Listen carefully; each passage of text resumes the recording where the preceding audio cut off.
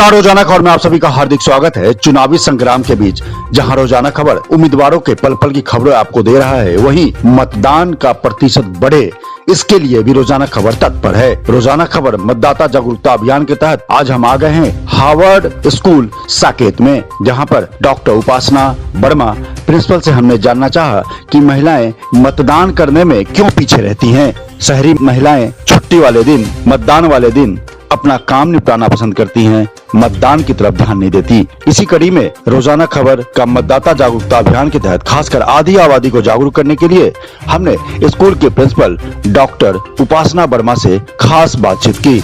उपासना वर्मा ने कहा कि गृहिणियां कामकाजी महिलाओं से अधिक काम करती हैं, फिर भी उन्हें मतदान वाले दिन समय निकालकर मतदान जरूर करना चाहिए। सबसे पहले मतदान, उसके बाद जलपान।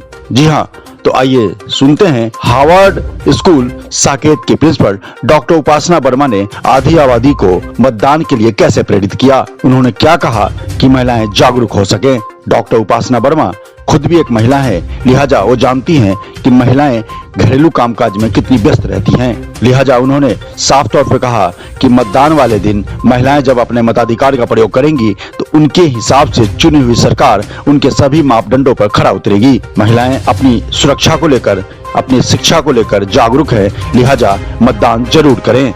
आइए जानते हैं हार्वर्ड स्कूल की प्रिंसिपल डॉक्टर उपासना वर्मा क्या कहती हैं। नमस्कार, रोजाना खबर में आप सभी का हार्दिक स्वागत है। चुनावी संग्राम, सत्ता का चुनावी संग्राम रोजाना खबर के जरिए आप लगातार देख रहे हैं। इस बीच हम उस आधी आबादी को भी फोकस करते हैं जिनके मतदान न करने की वजह से शहरों में मतदान का प्रतिशत गिर जाता है। आपको सरकार चुनना है तो आप मतदान तो करेंगी। लिहाजा हम मेरठ शहर में जो प्रिंसिपल्स हैं, जो महिला डिग्निटीज हैं, उनके द्वारा हम आपको मोटिवेट करने के लिए, प्रेरित करने के लिए जगह जगह स्कूलों के प्रिंसिपल से आपको रूबरू करवाते हैं। इसी कड़ी में हम आज बैठे हैं डॉक्टर उपासना वर्मा जी के पास। ये प्रिंसिपल हैं हार्वर्ड स्कूल साकेत में। अब इनसे हम जानकारी लेंगे कि आखिर किस तरीके से मतदान को लेकर महिलाओं को जागरूक करेंगी और महिलाओं के मोटिवेशन में इनकी क्या भूमिका रहेगी। डॉक्टर उपासना जी, आपका बहुत बहुत स्वागत है हमारे रोजाना खबर में। हमारे 80-90 हजार दर्शकों के बीच आपकी आवाज पहुंचेगी। आप ये बताइए कि 10 फरवरी को मतदान होना है। महिलाएं, शहरी महिलाएं का प्रतिशत हमेशा गिरा रहता है, इस दिन को एंजॉय करती हैं, घर के अन्य काम को, साफ सफाई या जो पेंडिंग वर्क निपटाती हैं। जरूरी मतदान है ना। नमस्कार, मेरा नाम डॉक्टर मिसेस उपासना वर्मा है और मैं हार्वर्ड प्रेस्टेड गर्ल्स इंटर कॉलेज की प्रधानाचार्य पद पर कार्यरत हूँ।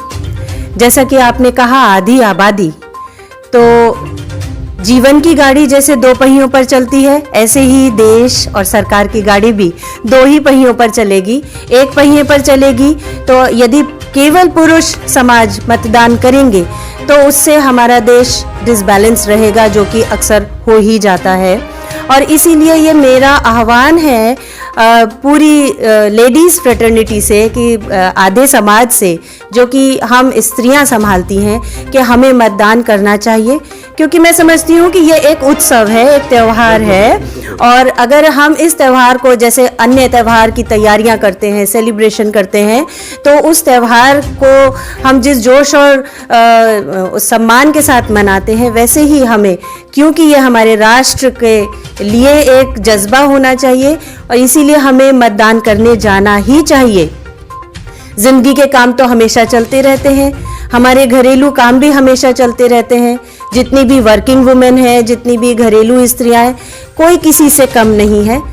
अगर हम ये जाने कि हम वर्किंग वुमेन हैं तो घर की स्त्रियां जो हाउसवाइफ्स हैं वो काम नहीं करती हैं, ऐसा नहीं है, बल्कि वो हमसे डबल काम करती हैं, ऐसा मुझे लगता है।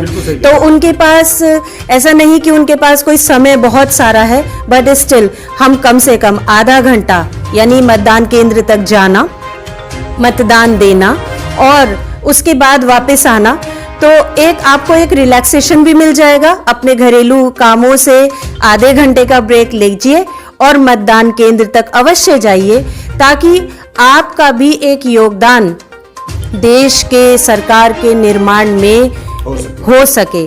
क्योंकि ये एक महत्वपूर्ण कार्य है। बिल्कुल, बहुत सही कहा डॉक्टर उपासना जी ने कि राष्ट्र निर्माण के लिए जैसे आप होली, दिवाली, दशहरा, 15 अगस्त, 26 जनवरी, 2 अक्टूबर के पर्व को मनाते हैं, उस तरह ये सबसे बड़ा पर्व है, क्योंकि आपकी बातों से नहीं, आपके मतदान से नई सरकार चुनी जाती है। मैम, एक बात बताइए, आप एजुकेशनिस्ट हैं, प्रिंसिपल हैं, महिलाओं को उन 2-3 चीज़ों पर फोकस करने की ज़रूरत है जिनके जहन में वो रखकर अपने सही मतदाता उम्मीदवार का चुनाव करें। 2-3 चीज़ें क्या होनी चाहिए? देखिए, हम लेडीज हमेशा अपने देश की सरकार को, अपने देश की व्यवस्थाओं को कुछ ना कुछ कहते ही रहते हैं एज यूजुअल, क्योंकि स्त्री हैं तो बुराई खेलना शायद सभी के उसमें एक नेचर में, बिहेवियर में होता है। पर मैं ये कहूँगी कि अंधकार को क्यों धिक्कारें, अच्छा हो एक दीप जलावें। मतलब ये कि बजाय निंदा करने के, हम यदि अपनी सरकार अपने अधिकार के साथ खुद चुनेंगे तो शायद हम एक बेहतर सरकार का चुनाव कर पाएंगे। इस समय की सरकार है, उन्होंने भी बहुत कुछ स्त्रियों के लिए किया है, पर क्योंकि नोवेल्टी हमेशा आनी चाहिए और ये किसी भी व्यक्ति के लिए इम्पॉर्टेंट है कि वो अपने अपने हिसाब से चुनता है। जैसा आपका प्रश्न है कि लेडीज़ किन बातों के विषय में सोचती हैं, तो लेडीज़ की सबसे प्रायोरिटी चीज़ होती है उनका किचन, उनकी रसोई, उनके घरेलू उत्पाद। तो उन चीज़ों पर जो सरकार बात करे, हमें उसको वरीयता देनी चाहिए। सेकंड चीज आती है, हालांकि ये आनी चाहिए फर्स्ट, लेकिन फिर भी सेकेंडरी हम ले लेते हैं, वो है नारी सुरक्षा, गर्ल्स एजुकेशन। एजुकेशन पर जहां पर बात हो, हमें उस सरकार को चुनना चाहिए। जहां पर नारी सुरक्षा की बात हो, हमें वहां के लिए जरूर एक कदम उठाना चाहिए। नारी सुरक्षा के लिए हमारा अपना भी कुछ ठोस प्रयास और कदम होना चाहिए कि हम भी सरकार को अपना योगदान इस प्रकार से दें कि यदि सरकार हमसे किसी चीज़ की कोई अपेक्षा रखती है, कोई उम्मीद रखती है, तो हमें अपनी उस बातों पर खरा उतरना चाहिए। जैसे कि हमें एजुकेटेड होना चाहिए, चाहे हम हाउसवाइफ्स ही क्यों ना हो। मैं ये देखती हूँ, क्योंकि हम एक गर्ल्स इंस्टीट्यूट को रन कर रहे हैं, हम ये देखते हैं कि हमारे यहाँ की जो बच्चियाँ हैं वो उनमें बहुत टैलेंट है, बहुत ज़्यादा, लेकिन परिवार वाले उन टैलेंट्स को आगे नहीं बढ़ने देते। वो उनको घर में बैठा के रखते हैं, पढ़ाई के ऊपर उतना फोकस्ड नहीं रहते और दोष देते हैं हम सरकार को।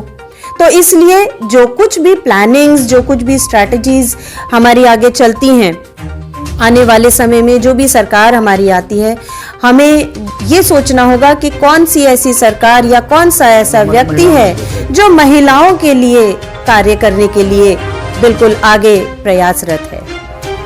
बिल्कुल, बहुत सच्ची जानकारी और सटीक तरीके से बिंदास रूप में डॉक्टर उपासना वर्मा ने आपको जानकारी दी कि महिलाएं घर की किचन से नहीं बल्कि बॉर्डर तक पहुंच चुकी हैं। लिहाजा जो महिलाएं किचन में हैं उन पर दोहरी जिम्मेदारी होती है, जो जॉब में हैं उन पर भी दोहरी जिम्मेदारी होती है, क्योंकि जॉब के साथ साथ उन महिलाओं को भी किचन से रूबरू होना पड़ता है। लिहाजा जब आप मतदान करेंगे नहीं तो फिर सरकार आपकी आवाज़ कैसे सुनेगी?